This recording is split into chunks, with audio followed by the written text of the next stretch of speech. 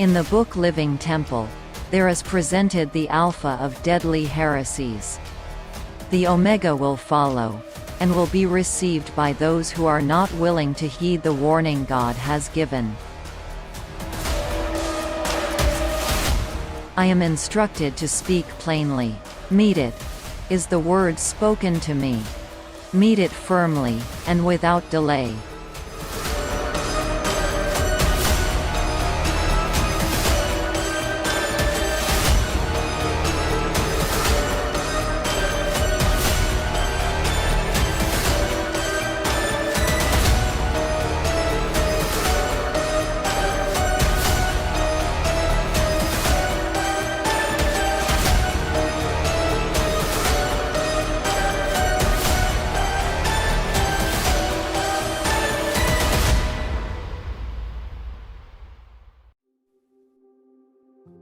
Oke, kita akan lanjut bagian ketiga daripada pelajaran The Alpha and Omega of Deadly Heresies and Adventism. Jadi terakhir kutipan kita baca adalah The Throne of God. Jadi kita mau ulang lagi itu, lalu kita lanjut ya. Miss Watt bilang, saya sering melihat bahwa pekerjaan spiritual ini ya, pandangan spiritual ini, spiritualistic, which is spiritualism kan. Pandangan spiritualism ini merampok atau menyingkirkan kemuliaan surga, dan pekerjaan ini pun di dalam banyak pikiran manusia menyingkirkan tahta Daud. Kita tahu tahta Daud sebenarnya tahta Bapa dan Anak kan? Dan the lovely person of Jesus. Jadi Tuhan Yesus yang indah, yang ada bentuknya, ada rambutnya, dan wajahnya, dan senyumnya, semua itu disingkirkan dengan atau dihanguskan oleh api spiritisme. Jadi nggak ada itu Tuhan Yesus yang indah, nggak bisa kelihatan ya. Jadi boleh katakan bahwa kalau bilang kenapa dan Tuhan Yesus datang ke bumi ini kelihatan, oh itu waktu dalam manusia, tapi kalau bukan manusia nggak kelihatan gitu deh.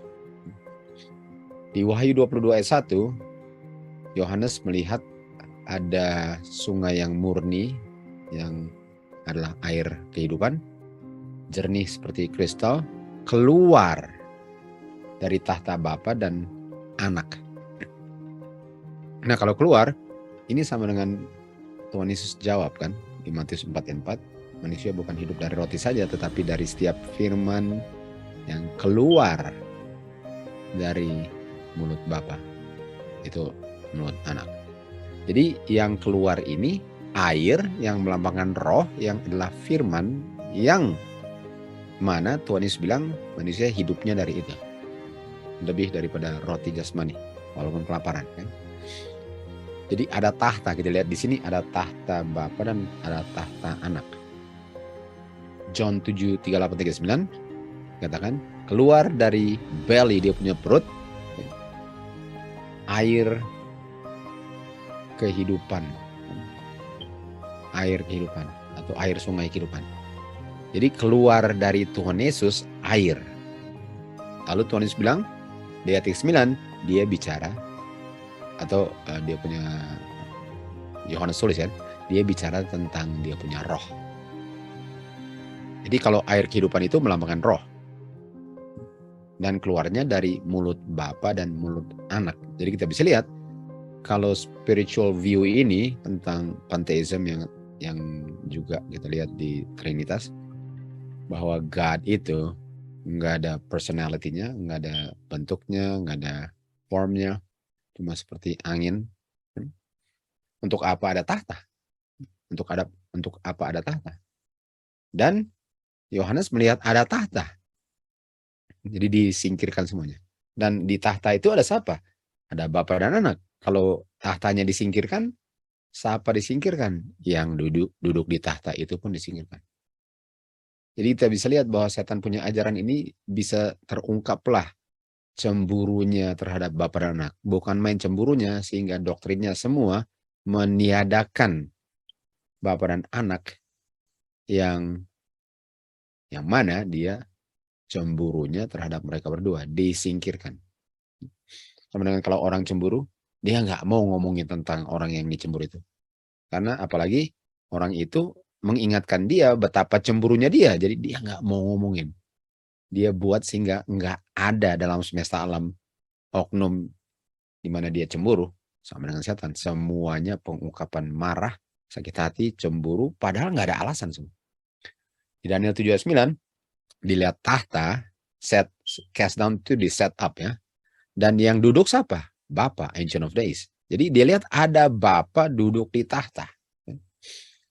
Dan Daniel 7:13 dibilang, dan satu seperti anak manusia, Tuhan Yesus datang dengan awan-awan surga dan datang ke Bapa dan mereka malaikat bawa Tuhan Yesus mendekati Bapa. Jadi bisa nggak kalau nggak kelihatan Yohanes lihat apa yang terjadi? Mungkin dia cuma lihat malaikat mondar-mandir tapi nggak tahu siapa yang ada selain malaikat. Tapi Yohanes lihat Ancient of Days, walaupun mungkin dia nggak bisa lihat langsung ya saya. Tapi paling kurang dia bisa tahu ada Ancient of Days dan lihat anak. Lalu dikatakan di Wahyu 3:1, bagi dia yang menang, dia bisa duduk di tahtaku sebagaimana saya pun menang dan saya duduk dengan Bapa saya di tahtanya. Jadi tahtanya ada, Bapanya ada, Tuhan Yesus ada.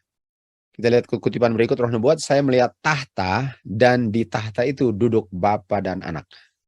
Saya melihat wajahnya dan mengagumi keindahan oknumnya. Jadi Miss White lihat di tahta, dia lihat indahnya daripada Tuhan Yesus. Dia nggak bisa lihat Bapa, tapi dia lihat Tuhan Yesus.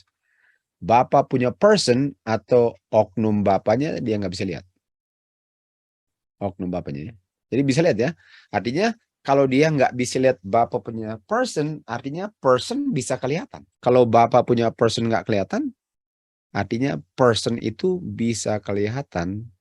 Tapi untuk Miss White dia nggak bisa lihat sesuatu yang ada dan bisa kelihatan walaupun Miss White pada saat itu nggak bisa lihat. Jadi kayak matahari. Orang nggak pernah mau lihat matahari. Sehingga boleh katakan nggak kelihatan. Atau orang buta nggak bisa lihat matahari. Tapi apakah karena orang buta nggak lihat matahari, artinya matahari nggak ada? Atau nggak kelihatan? Dia aja nggak bisa lihat. Lalu Miss White tanya kepada Tuhan Yesus, apakah Bapa bentuknya, formnya seperti anak? Tuhan Yesus bilang, iya. Jadi kalau Miss White lihat Tuhan Yesus dan dia ada personnya, ada bentuknya, lalu Miss White tanya kepada Miss White, apakah Bapak ada bentuk seperti kamu? Dan Tuhan Yesus bilang apa? Iya. Jadi boleh dikatakan bahwa kalau ini nggak benar, artinya Tuhan Yesus bohong kepada Miss White. Dan kita tahu itu enggak, yang bohong adalah ajaran palsu ini. Tapi saya nggak bisa melihatnya walaupun ada bentuk. Okay? Karena di saat saya lihat kemuliaannya, saya akan tiba-tiba dengan segera menjadi tidak ada. Di hadapan tahta saya melihat umat Tuhan, gereja, dan dunia. Saya melihat kelompok yang sedang tunduk di hadapan tahta, sangat tertarik dengan apa yang terjadi. Sementara banyak orang tidak tertarik. Jadi ada dua kelompok, yang tertarik dengan yang tidak tertarik. Dan yang tertarik sedang tunduk di hadapan tahta. Mereka yang tunduk di hadapan tahta berdoa dan melihat kepada Tuhan Yesus. Lalu Tuhan Yesus akan melihat kepada Bapanya dan bilang bahwa, dan kita bisa lihat bahwa Tuhan Yesus sedang pleading, memohon dengan Bapanya untuk menerima doanya tentu saja kan. Konteksnya, terang datang dari Bapa kepada anak dan dari anak kepada orang-orang yang berdoa. Dan saya melihat terang yang sangat berkilauan ini datang dari Bapa kepada anak dan dari anak kepada orang-orang yang sedang berturut di hadapan tahta. Tapi hanya sedikit yang menerima terang ini. Banyak orang-orang keluar atau tinggalkan posisi ini dan menolaknya.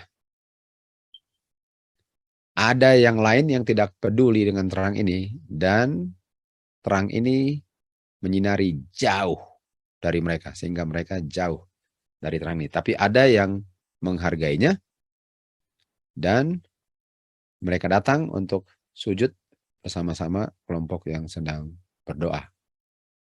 Kelompok ini mereka menerima terang dan ada sukacita dan wajah mereka diterangi dengan kemuliaan. Saya melihat Bapa bangkit berdiri dari tahtanya, ini Daniel 7 tadi kan. Jadi ini terjadinya 1844. Dia berdiri dari tahtanya. Bisa lihat ya, bagaimana saya bisa tahu ada yang berdiri kalau enggak ada yang kelihatan. Dan di dalam keretanya, chariot ya, kereta. Kalau bilang kereta ada kudanya ya, tapi chariot lah. Kereta yang berapi-api masuk ke bilik kemah suci di sebelah tirai itu dan dia duduk. Kita bisa lihat kan bahwa ada yang kelihatan di sini. Dan saya melihat tahta yang saya nggak pernah lihat sebelumnya. Thrones, paling kurang banyak tahta. Dan Tuhan Yesus sekarang bangkit dari tahta dan mereka semua tunduk, bow down, waktu Tuhan Yesus bangkit itu.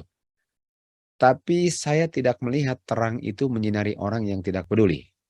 Dan mereka sekarang dipenuhi dengan kegelapan.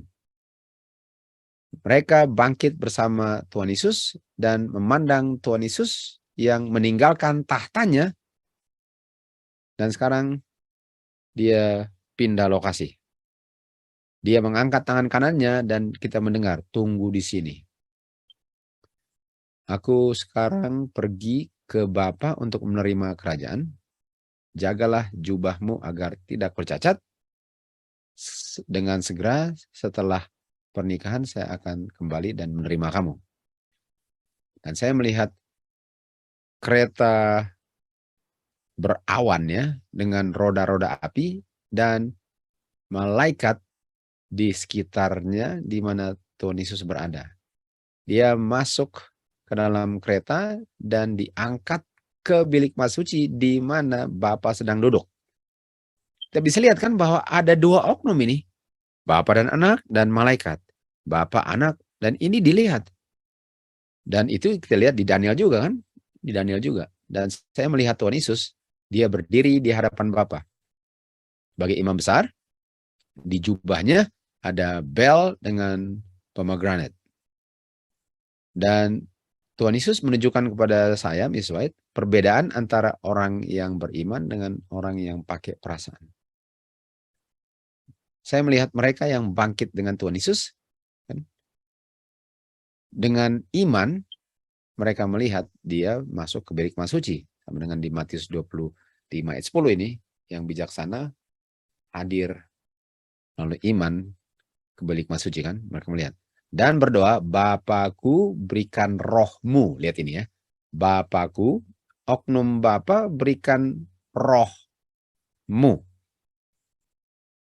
Dan kita tahu bahwa rohnya Bapa di dalam Tuhan Yesus kan. Lalu Tuhan Yesus yang menghembuskan nafasnya yang adalah Roh Kudus. Yohanes 20 ayat 22 di sini kan. Jadi yang ditanya, Bapakku berikan rohmu, lalu Tuhan Yesus yang memiliki rohnya menghembuskan Roh Kudus. Ini Roh Kudus. Jadi kalau Roh Kudus oknum ketiga, Bapa berikan Roh Kudus, lalu Roh Kuduslah yang akan diterima. Enggak perlu Tuhan Yesus di sini. Enggak perlu Tuhan Yesus. Karena Roh Kudus itu bukan Bapa dan bukan Tuhan Yesus. Sementara Roh Kudus adalah rohnya Bapa dan Anak. Dan di dalam nafas ada terang, kuasa, dan banyak buah-buahnya. Love, joy, and peace. Dan saya berpaling untuk melihat kelompok yang sedang tunduk di hadapan tahta. Mereka nggak tahu bahwa Tuhan Yesus telah tinggalkan tempat itu. Setan sekarang sedang berada di tahta itu atau di samping tahta itu. Dia mau melakukan pekerjaan Bapa. Tunggu, kalau setan mau melakukan pekerjaan Bapa dan saya minta dari Bapa dan ini bukan Bapa, sudah pasti roh setanlah yang diterima. Artinya Roh Kudus sebagai oknum ketiga adalah rohnya setan. Karena kalau minta kepada Bapa di bilik kemah suci, yang saya terima rohnya Bapa yang adalah rohnya Kristus dan diberikan melalui Kristus. Tapi kalau saya nggak masuk ke bilik kemah suci yang foolish virgins ini di Matius 25, Dan saya berdoa minta kepada Bapa, sedangkan Bapa nggak di situ. Bapa sudah pindah, anak sudah pindah, dan saya nggak ikut yang foolish virgins. Kita tahu, Protestant yang sudah menjadi Babylon, mereka nggak masuk.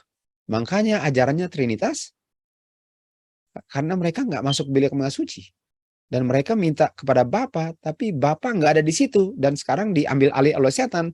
Sehingga setanlah, waktu mereka berdoa, Bapa berikan rohmu, sama kan? Bapa berikan rohmu. Lalu tadi siapa yang bernafas? Tuhan Yesus. Sekarang siapa yang nafas? Setan. Roh Kudus. Artinya Roh Kudus itu keluar dari mulut Bapa melalui anak. Roh oknum ketiga keluar dari mulut setan. Roh sebagai oknum ketiga keluar dari mulut setan. Dan dia memberikan nafas pengaruh yang tidak kudus. Ada terang, ada kuasa, tapi enggak ada buah-buah roh.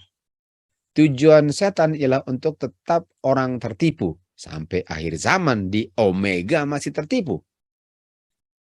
Dan mau menipu umat Tuhan. Saya melihat satu dengan yang lain tinggalkan kelompok yang sedang berdoa kepada Tuhan Yesus di bilik maha suci.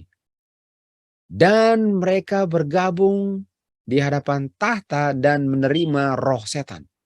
Tunggu dulu. Artinya setelah 1844 ada orang yang percaya bahwa roh itu adalah roh Bapa yang diberikan melalui Tuhan Yesus.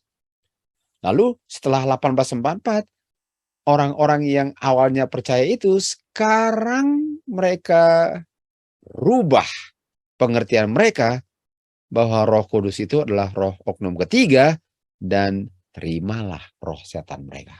Sudah bisa lihat, ini sejarahnya Advent. Bahwa ada perubahan setelah 1844 dan selanjutnya, di mana rohnya ini sekarang diberikan oleh setan. Jadi sama dengan di Taman Eden, Hawa menerima roh daripada oknum yang mau menjadi oknum ketiga. Alasannya kenapa gereja lemah, sakit-sakitan, dan siap untuk mati, karena pengaruh ini ya, unholy influence. Karena pengaruh setan ini yang sangat menakutkan ini dan membuat jiwa kita gemetar, berhasil untuk merampok kuasanya Kristus dan bilang bahwa kuasa Kristus Roh Kudus itu bukan kuasanya Kristus, tetapi roh oknum ketiga yang kita baru baca adalah rohnya setan.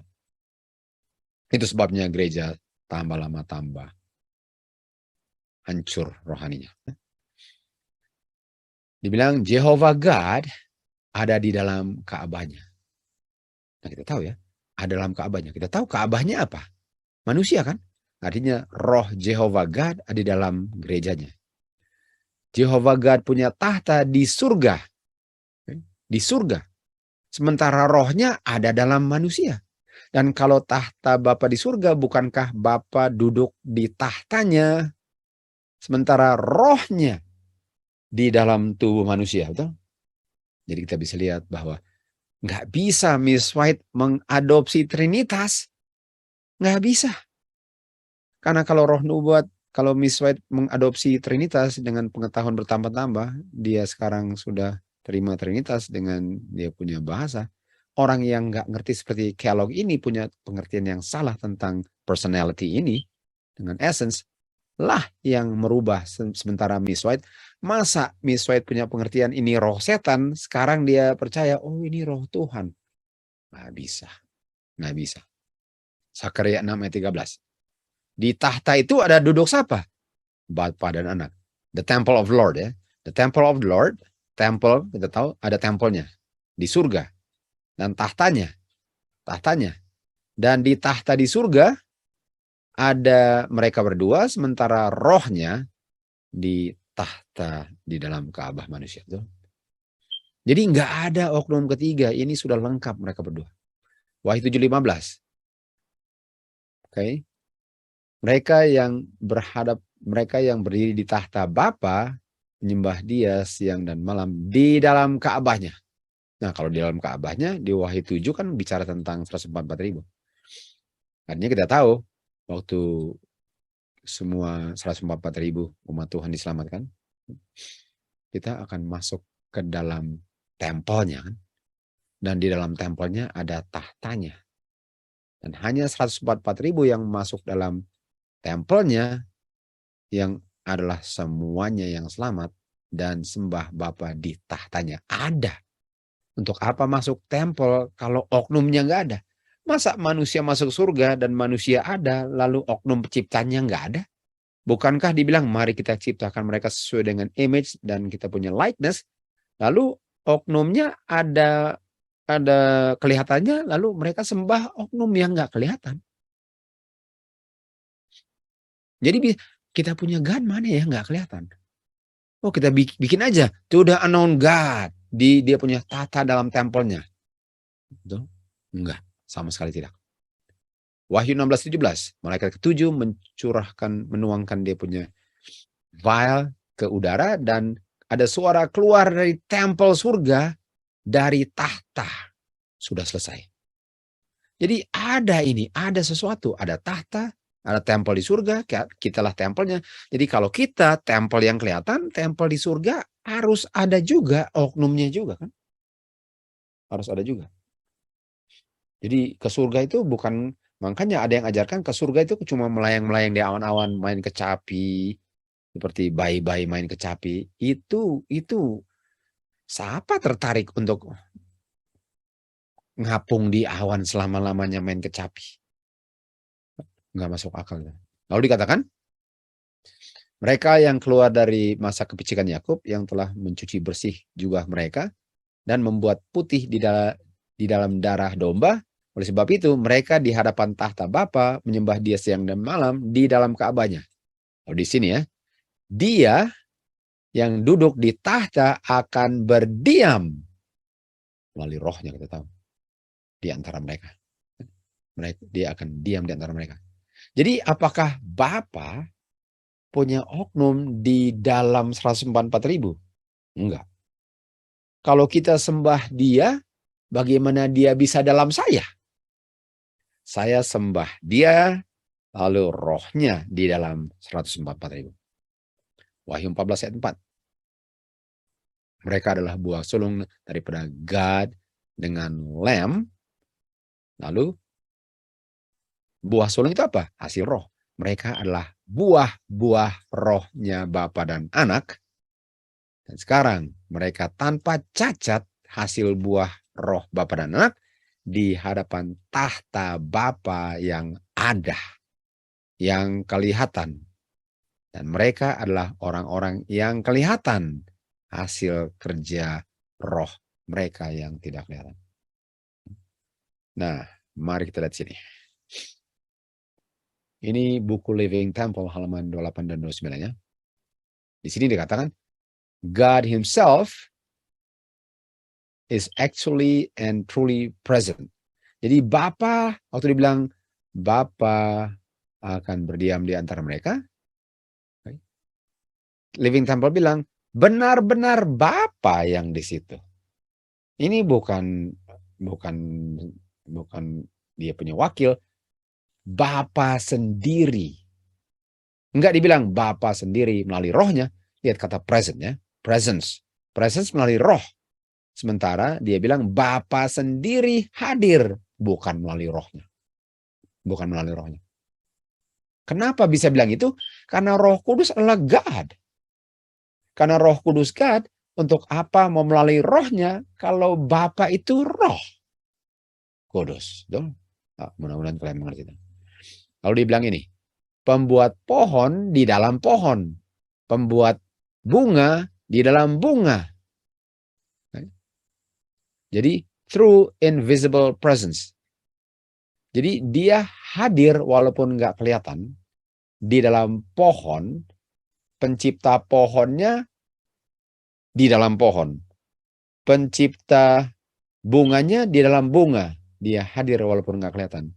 Dan yang hadir adalah God Himself, bukan rohnya. Sudah bisa lihat? Ajaran panteisme which is Trinity.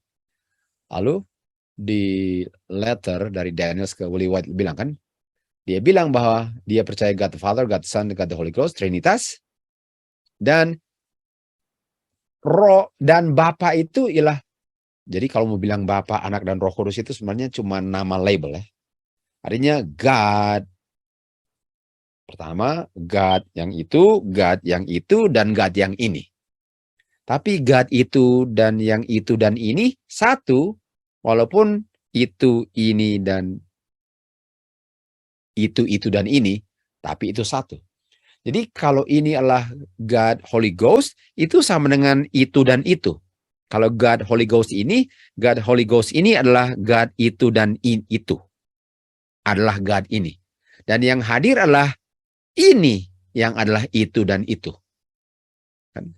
Tapi yang ini, walaupun ini adalah itu dan itu, bukan itu. Sekali lagi kalau kalian pusing, patutlah. Siapa yang nggak pusing tuh? Jadi yang ini adalah itu dan itu, tapi itu dan itu bukan ini. Dan yang ini adalah Holy Ghost, yang adalah itu dan itu, tapi bukan itu dan itu. Sudah mengerti kenapa namanya kebingungan misteri? Jadi yang itu dan ini yang bukan ini, yang ada di mana-mana.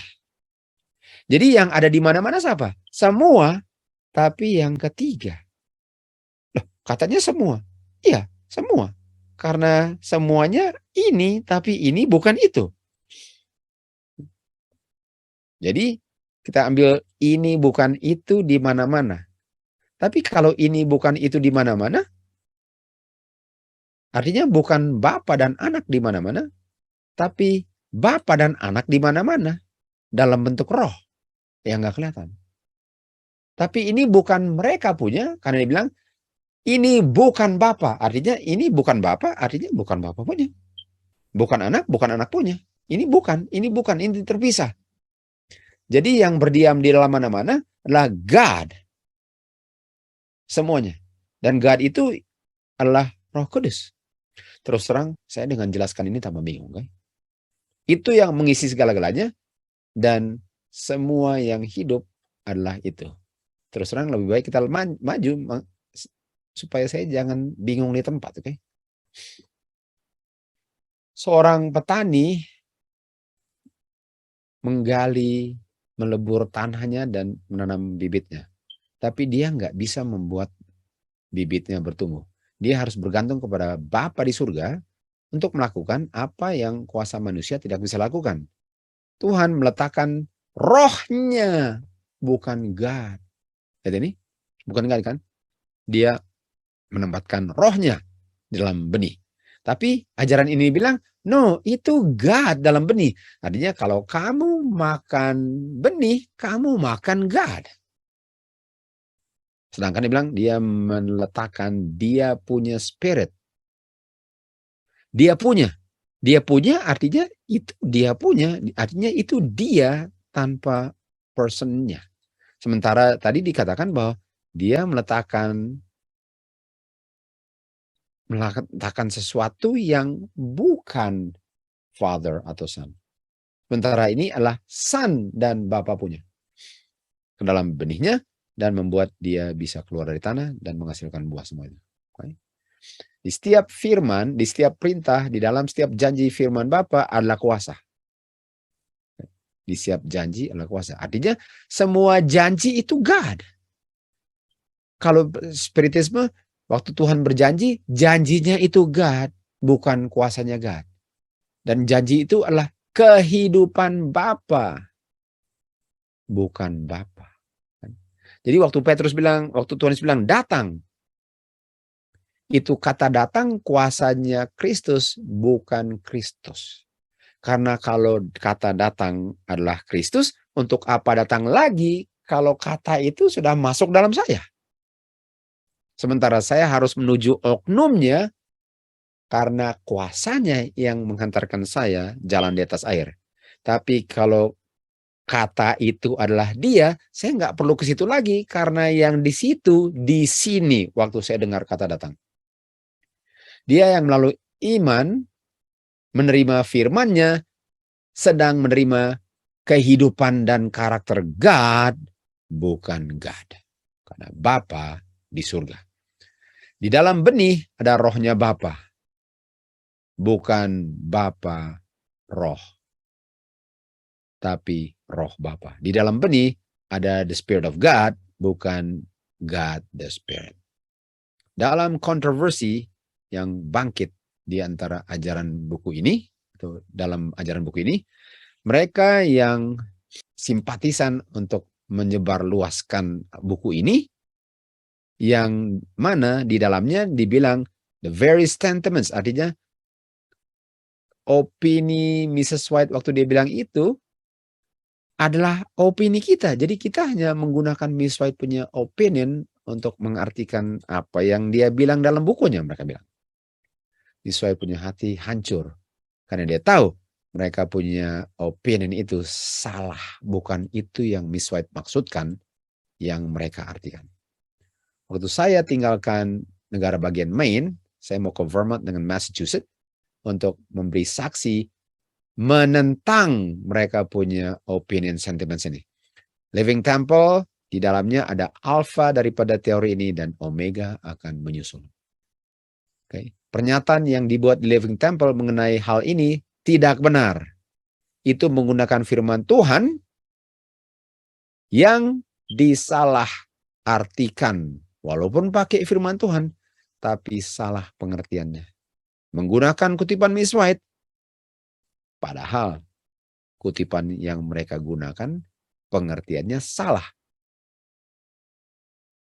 Tidak sesuai dengan apa yang dimaksudkan penulisnya Miss White dalam ini. Nah, kita lihat di sini sekarang. Kita lihat di bawah kanan. Di sini katakan, when the divine teacher said, waktu Tuhan Yesus bilang, I am the living. Nah, kita tahu bread kan.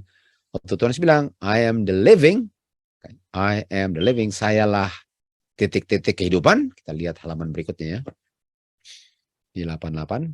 Nah, kita lihat di sini bahwa Daniel bilang pada Willie White, dia bilang kepada saya, dia sekarang percaya God the Father, God the Son, God the Holy Ghost. Dan God the Holy Ghost lah yang di mana-mana. Kan? Bukan God the Father. Jadi waktu bilang, sayalah kehidupan apa? Mari kita lihat, kehidupan apa? Sayalah kehidupan apa? Kita terus lagi. Sayalah roti kehidupan yang turun dari surga. Sayalah roti kehidupan. Kita tahu, yang membuat hidup adalah roh yang ada dalam Tuhan Yesus. Betul? Tuhan Yesus nggak turun tanpa rohnya, sehingga dia nggak bisa bilang kehidupan. Tuhan Yesus nggak bisa bilang saya kehidupan kalau rohnya nggak ada di situ. Jadi waktu Kellogg bilang, sayalah roti kehidupan yang turun dari surga, John 6:51, dia menyatakan bahwa ini bukan simbol waktu dia bilang sayalah roti kehidupan itu. Tapi ekspresi daripada kenyataan, ini kebenaran saintifik. Dan waktu Tuhan Yesus bilang, roti yang aku berikan adalah saya punya daging untuk kehidupan dunia, dia mau kita mengetahui bahwa fakta bahwa Bapa sendirilah yang masuk tubuh waktu saya makan. Saya makan tubuhnya Bapa, walaupun Bapa substance. Saya makan Bapa yang nggak ada bentuknya. Saya makan Bapa. Waktu Tuhan Yesus bilang, akulah roti hidup, dan kasih makan, saya benar-benar makan Bapa.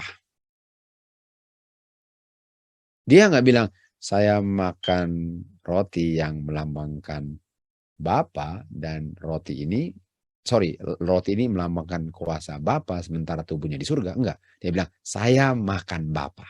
Saya makan God. Kalau bicara tentang saya makan God, apa yang kalian ingat? Transubstantiation. Trans artinya dari sini ke situ. Pergantiannya dari barat ke utara, dari surga ke bumi, dari tubuh sekarang dimakan. Nah, itu dia. Artinya pergantian lokasi dan pergantian bentuk kan, dan transubstantiation ini adalah Tuhan Yesus yang benar-benar di surga sekarang menjadi roti yang saya makan, dan roti itu benar-benar tubuh Tuhan Yesus. Ini Trinitas. Sementara yang satu panteism, artinya panteism dengan Trinitas sama. Kalau sumbernya sama ya samalah, walaupun labelnya berbeda. Kita sudah pernah bacakan ini. Jadi kuasa daripada consecrating, pengabdian. Kuasa yang supreme daripada office imam ini adalah kuasa pengabdian. Nggak ada kuasa yang lebih besar, Saint Thomas bilang, daripada pengabdian tubuhnya Kristus. Dalam tahap yang penting yang kudus ministry ini, kuasa imam besar nggak bisa dilebihi uskup, nggak bisa dilebihi uskup tinggi, nggak bisa ditandingi kardinal atau paus. Artinya kuasa imam ini sangat penting. Kuasanya sama dengan kuasanya Kristus. Karena dalam peranan imam, dia berbicara suara dan otoritas God sendiri. Jadi seakan-akan dia bilang, sayalah God. Waktu imam mengucapkan kuasa kata-kata pengabdian, dia menjangkau ke surga dan menurunkan Kristus dari tahtanya dan menempatkan Kristus di mezbah untuk dipersembahkan lagi sebagai korban untuk dosa manusia. Adalah kuasa lebih besar daripada raja-raja bumi, lebih besar daripada orang saleh dan malaikat, lebih besar daripada malaikat serafim dengan cherubim, lebih besar daripada Maria. Imam bisa membawa Kristus turun dari surga dan meletakkan dia di mezbah sebagai korban kekal untuk dosa manusia. Bukan satu kali dia mati, dia matinya beribu-ribu kali. Imam berbicara dan lihat, Kristus yang kekal, yang maha kuasa, tunduk kepalanya, merendahkan dirinya dengan menurut perintah imam manusia. Ini ajaran panteism, Trinitas, yang adalah doktrin kedua organisasi Babylon Advent. Ini kita baca di buku Faith of Millions. Kita sudah baca kan? Bukan main satu keagungan daripada kuasa imam yang mengaku Kristen ini, yang ada hak untuk bertindak sebagai ambasador dan wakil Kristus di bumi. Dia meneruskan essential ministry Kristus. Tunggu, yang menggantikan Kristus apa? Rohnya Kristus. Sekarang mereka bilang yang menggantikan siapa? Imam di Vatikan. Artinya imam di Vatikan inilah roh oknum ketiga yang adalah kaki tangan daripada kuasa kegelapan kan. Ajaran daripada otoritas Kristus, dia mengampuni. Artinya dia bisa mengampuni karena Yesus bisa mengampuni dengan kuasa Kristus. Dia mempersembahkan korban atonement, Day of Atonement, di mana Kristus mempersembahkannya di kayu salib. Makanya namanya penulis-penulis spiritual ini ditemukan berlaku bagi imam-imam yang adalah altar of Kristus atau pengganti Kristus di bumi. Imam-imam ini dan harus should be another Christ. Ini adalah another Christ. Jadi the priest is and should be another Christ. Jadi imam ini adalah dan Kristus yang lain. Tunggu. Kita baca di Alkitab. Roh Kudus ialah another comforter. Dan another comforter itu adalah rohnya Kristus. Dan sekarang another comforternya bisa bawa turun Kristus dari tahta di surga ke bumi menjadi korban lagi. Another Christ bukan another comforter, tapi anti-Christ. Artinya ajaran spiritisme, ajaran Trinitas, dan ajaran panteism adalah ajaran anti-Christ. Kita bisa lihat di Rasul Paulus Korintus dikatakan, saya nggak hadir dalam tubuh, tapi saya hadir dalam roh. Bukankah benar Bapa nggak hadir dan anak nggak hadir dalam tubuh, tapi hadir dalam roh? Mari kita lihat ya. Sesungguhnya saya tidak hadir dalam tubuh, tapi saya hadir dalam roh. Apa artinya? Jadi apakah Rasul Paulus sedang hadir di Korintus? Tapi dia hadir di dalam roh, dalam firman, dalam ajarannya dia hadir. Dalam ajarannya. Ini bukan Rasul Paulus di situ. Jadi seakan-akan God ini, God the Holy Ghost, itu Rasul Paulus yang ada di situ. Itu Rasul Paulus. Walaupun kamu nggak bisa lihat, ini Rasul Paulus. Sementara Rasul Paulus mungkin lagi di Yerusalem, betul? Jadi walaupun Rasul Paulus di Yerusalem, firman, ajaran kebenaran, roh yang ada di Korintus. Bukan Rasul Paulusnya. Ajaran spiritisme, ajaran panteisme, ajaran trinitas, Rasul Paulus di Korintus sama dengan God di mana-mana. Kristus nggak bisa berada di mana-mana secara tubuh oknum pribadinya. Oleh sebab itu dia harus pergi ke Bapa dan kirim rohnya sebagai penerus di bumi. Roh Kudus adalah dirinya tapi sudah tidak ada unsur kemanusiaannya. Artinya roh Kristus itu, Kristus punya roh. Kristus punya roh, tapi nggak ada unsur tubuh dan kemanusiaannya Tuhan Yesus. Dan Kristus melalui rohnya berada di mana-mana. Ini Kristus punya. Ini bukan oknum selain Kristus. Artinya Kristus di surga, Bapa di surga, tapi firman-Nya ada di mana-mana. Petrus atau Paulus bisa saja dia di Yerusalem atau di Efesus atau di Filipi, tapi roh firman pengabaran Injilnya berada di Korintus. Bukan dia di situ. Bukan dia di situ, tapi pekabarannya di situ. Tidak ada penghibur selain Kristus. Rohnya berbicara dalam hati. Jadi kalau bilang rohnya berbicara, artinya itu oknum. Oknum kan berbicara. Mereka nggak ngerti bahwa roh itu sangat dahsyat, lebih daripada kemampuan manusia untuk bisa mengimajinasikannya. Jadi karena roh bisa berbicara, bisa berpikir, bisa mencari, bisa menjadi saksi, itu bukan berarti itu oknum seperti Tuhan Yesus adalah person dengan Bapa. Makanya kita nggak bisa ambil kesimpulan dengan kita punya definisi kamus dunia. Kita harus pakai kamus Alkitab, Roh Nubuat untuk mendikte apa artinya. Jangan pakai kamus dunia, lalu artikan arti surga. Di mana saja kita berada, di mana saja kita pergi, dia melalui rohnya ada di situ. Orang bilang, tapi bagaimana dia bisa tahu isi hati manusia? Itulah Roh Kudus yang manusia nggak bisa mengerti, tapi tubuhnya di surga. Itu yang mengambil tempatnya Kristus untuk bertindak sebagai pengganti Kristus. Pengaruh Roh Kristus, lihat ini, pengaruh Roh Kristus adalah kehidupan Kristus dalam jiwa, bukan kehidupan oknum ketiga yang nggak ada urusan dengan Kristus. Roh Kudus adalah kehidupan Kristus. Jadi bisa nggak dipisahkan Roh Kudus dari Kristus? Kalau Roh Kudus kehidupan Kristus, kalau Roh Kristus dipisahkan dari Kristus, Kristus mati. Kristus nggak hidup.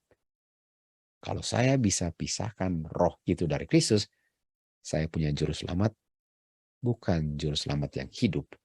Juru selamat saya mati. Kepada semua makhluk yang diciptakan, kita bisa melihat impres daripada keilahian. Saksi alam akan God. Kita bisa lihat. Impres daripada keilahian, kita bisa lihat dalam semua yang diciptakan. Dan kita bisa melihat sesuatu yang kita nggak bisa mengerti. Kita nggak bisa mengerti kuasa Tuhan seperti apa. Kok bisa ngomong, kok bisa berpikir dan bisa mencari. Kita nggak bisa mengerti. Tapi kita bisa mengerti bahwa kuasanya sangat dahsyat dari semua yang diciptakan. Kuasa daripada oknum yang sedang duduk di tahta di surga. Okay? Dan cannot be recognized. Kita nggak bisa mengerti semua ini kalau tidak ada kuasa Roh Kudus yang mengungkapkannya. Mengungkapkan pemilik daripada kuasa ini. Bumi ini tidak menghasilkan dari kuasanya sendiri. Setiap tahun matahari bersinar, bumi mengelilingi matahari dengan kuasa yang tidak kelihatan. Kuasa yang tidak kelihatan ini yang menuntun planet-planet dalam lingkaran di langitnya. Kuasa yang misterius ini ya, misterius artinya saya nggak bisa jelaskan Roh Kudus selain itu kuasa Tuhan dan menegur saya. Tapi selain itu nggak bisa. Dalam hal itu misteri, saya nggak ngerti. Tapi saya tahu itu kuasanya Bapa dan saya bisa lihat hasil kerjanya dalam hidup saya dan itu kuasanya Bapa. Dan menopang segala kehidupan di bumi-bumi yang tidak bisa dihitung banyaknya. Coba lihat, the unnumbered worlds. Jadi bumi-bumi yang diciptakan itu nggak bisa dihitung banyaknya. Hanya satu saja rupanya yang percaya dongeng ini. Kehidupan insek, atom, yang bisa melayang-melayang di tiup angin musim panas. Dan terbang, dan menelan, dan makan, sebagaimana seruan burung. Dan membawa tunas keluar menjadi bunga dan buah. Itu semua kuasa yang membuktikan ada kuasa yang saya nggak ngerti, tapi saya mengerti kuasanya dengan apa yang diciptakan. Dan saya tahu bahwa itu adalah kuasanya God dengan anaknya God, bukan God. Kuasa yang sama yang menopang alam sedang bekerja dalam manusia. Ini ya. Hukum yang guide bintang-bintang dan atom sedang menguasai kehidupan manusia. Hukum yang govern denyutan jantung dan mengalirnya atau flow daripada kita punya darah, oksigen di tubuh kita. Itu semua kuasa Tuhan. Hukum daripada mighty intelligence yang menguasai jiwa kita. Dari dialah semua keluar kehidupan. Ini yang keluar dari tahta, ini yang keluar dari mulut Bapa. Bukan sesuatu yang di luar mulut Bapa, di luar mulut Kristus. Ini keluar dari Bapa dan Anak, bukan ada di luar. Enggak perlu dikeluarin dari mereka. Ini adalah kuasa mereka, bukan kuasa yang adalah oknum selain mereka. Kristus mewakili Bapanya bukan sebagai kuasa di luar mereka yang tidak ada personality-nya. Tetapi Kristus mewakili Bapanya yang memiliki kuasa yang pervade nature dan Bapa yang ada oknum personality-nya. Jadi Kristus represent Bapa bukan sebagai Roh Kudus tanpa personality daripada God, tapi sebagai God yang ada personality. God dalam personality bukan in nature, Tuhan Yesus, tapi dia punya roh adalah essence yang pervade nature yang menopang segala-galanya. Sementara Kellogg, God in nature, bukan outside nature. Artinya God ada dalam nature. Sementara ajaran Alkitab adalah spiritnya God yang menopang nature. Kellogg, God itu dalam nature. Beda. Teori bahwa God itu essence dan pervade all nature adalah salah satu daripada tipuan setan yang mematikan. Roma 1:25, mereka sembah makhluk ciptaan karena makhluk ciptaan itu ada God di situ daripada God di surga. Worship God, semua ciptaannya disembah. Itu sebabnya. Dan salah satu yang disembah apa? Beast. Dan image. Jadi worship the beast and the image, mereka bilang itu worship God. Wahyu 13:15, worship image of the beast, mereka bilang itu worship God. Ini adalah omega pantheism. Omega pantheism. Okay? Dan mereka tidak suka menyimpan, retain ya, pengetahuan Bapa dalam pikiran mereka. Sehingga Bapa mengizinkan mereka punya pikiran menjadi nothing, sehingga di dahi mereka apa? 666. Karena mereka tidak suka simpan pengetahuan tentang Bapa dalam pikiran mereka. Wahyu 13:16. di dahi mereka ada mark of the beast dengan image yang dia worship. Kenapa bisa mark of the beast dengan image yang dia worship? Karena yang di worship adalah dia punya makhluk ciptaan, bukan makhluk penciptanya. Oke, mari kita lanjut. Wahyu 14 ayat 1. Jadi lawan daripada mark of the image dengan beast karena sembah makhluk ciptaan adalah tanda daripada pencipta yang sama-sama ditulis di dahi dengan mark ini. Jadi knowledge, pengetahuan itu yang menentukan apa yang tercatat di dahi saya. Apakah saya kenal God atau enggak? Kalau enggak kenal God, di dahi mark of the image of the beast. Tapi kalau saya kenal God, name, mark, seal daripada God yang saya kenal. Itu yang membedakan. 144 yang selamat, Father's name tertulis di dahi mereka. Dan mereka semua dimeteraikan di dahi mereka. Semua ajaran spiritualistik ini benar-benar nothing. Ujungnya enggak ada. Jadi kalau kereta api jalan, ujungnya jurang. Enggak sempurna, enggak benar. Mereka melemahkan kemuliaan Bapa yang dunia ini tidak bisa membandingkannya. Bapa tidak bisa dibandingkan dengan apa yang tangan manusia lakukan atau ciptakan. Lihat ini. Ini lilin tangan manusia yang bikin kan? Oh, ada 3 lilin, taruh 3 sumbu. Oke, kalau 3 sumbu, oh artinya Bapa seperti 3 dong. Jadi Bapa itu disamakan dengan lilin yang dibentuk manusia. Ini adalah benda-benda bumi sudah kena kutukan Bapa karena dosa. Jangan gunakan benda bumi yang sudah dikutuk oleh dosa untuk represent God selain yang sudah diajarkan yang jelas. Bapa tidak dengan hal-hal bumi. Bapa adalah penuhan daripada Godhead bodily dan tidak bisa dilihat oleh manusia yang mortal, yang berdosa ini. Manusia yang sudah immortal yang bisa lihat Bapa. Selama manusia masih mortal, manusia nggak pernah akan bisa lihat Bapa. Hanya ada 2 roh di bumi ini. Cuma 2 roh. Jangan lupa, cuma ada 2 roh. Rohnya Bapa dan Anak, roh yang berdiam dalam Bapa dan Anak, dan roh yang di luar Bapa dan Anak. Cuma ada 2 macam roh. Ajaran kebenaran Alkitab, roh berdiam dalam Bapa dan Anak, dan roh setan yang di luar Bapa dan Anak. Ada 2 roh. Mana yang kau pilih? 1 kehidupan kekal, 1 kematian kekal. Kita bisa lihat bahwa ajaran Omega ini sangat mematikan. Karena yang disembah adalah makhluk yang mau menjadi penciptanya, tapi mustahil. Oleh sebab itu, manusia menyembah dia dengan doktrin yang mustahil untuk bisa dimengerti. Itu adalah ajaran pantheism yang sudah di akhir zaman menjadi spiritualism akhir zaman, yaitu Trinitas. Cuma ada 2 roh. Rohnya itu akan mengungkapkan buah-buahnya.